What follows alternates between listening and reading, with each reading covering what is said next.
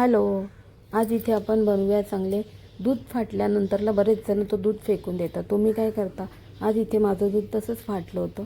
मी ते गाळून घेतलं, स्वच्छ धुवून घेतलं 2 पाण्याने व कपड्यामध्ये बांधून एक 10-15 मिनटं ठेवून दिल्यानंतर पिळून काढल्यावर त्यातलं सर्व पाणी हाताने चांगलं मॅश करून घेतलं परातीत काढून. चांगलं मॅश केल्यानंतर हाताने यामध्ये मी 3 चम्मच इथे छोटे रवा घातला आहे, बारीक रवा घातला आहे. रवाऐवजी तुम्ही इथेशी मैदाही घालू शकता. मी इथे रवा घालून घेतला आहे. रवा घातल्यानंतरला इथे चांगलं पुन्हा एकजीव मिक्स केल्यानंतरला यामध्ये मी बाइंडिंगसाठी फक्त थोडंसं एक अर्धा चम्मच कॉर्नफ्लॉवर घातला आहे. कॉर्नफ्लॉवर पण नाही घातला तरी चालू शकतो, मैदा घातला तरी चालेल.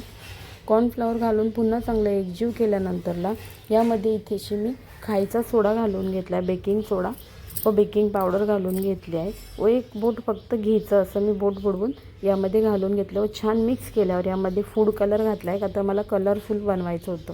फूड कलर घातल्यानंतरला छान तो गोळा एक चांगला असा मळून घेतल्यानंतर सॉफ्ट झाल्यावर त्याला तुम्हाला पाहिजे त्या आकाराचे तुम्ही इथे गोळे बनवू शकता. मी इथे लांबट बनवले आहेत रसगुल्ले जे बनवायचे आहेत. व एका कढईमध्ये मी इथे 3 चम्मच साखर घेतली आहे, त्यामध्ये 1.5 चम्मच मी पाणी घालून घेतलेलं आहे व इथे हा पाक 1 तारेचा बनवायचा आहे. चांगलं उकळल्यानंतरला आपण जे बनवून घेतलेले सर्व रसगुल्ले जे आहेत तुम्हाला हवे त्या आकाराचे बनवू शकता.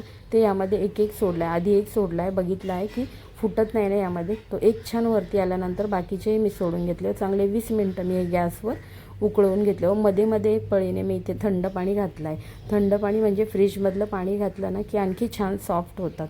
व चांगले 15-20 मिनटं शिजवून घेतल्यानंतर पाकामध्ये आता तयार आहेत आपले रसगुल्ले. बघूनच समजत असेल, खूप सॉफ्ट व टेस्टी खूप छान होते. व्हिडिओ आवडल्यास चॅनलला सबस्क्राईब करा, लाईक करा व तुम्ही कशा पद्धतीने बनवता तेही नक्की कमेंटमध्ये सांगा.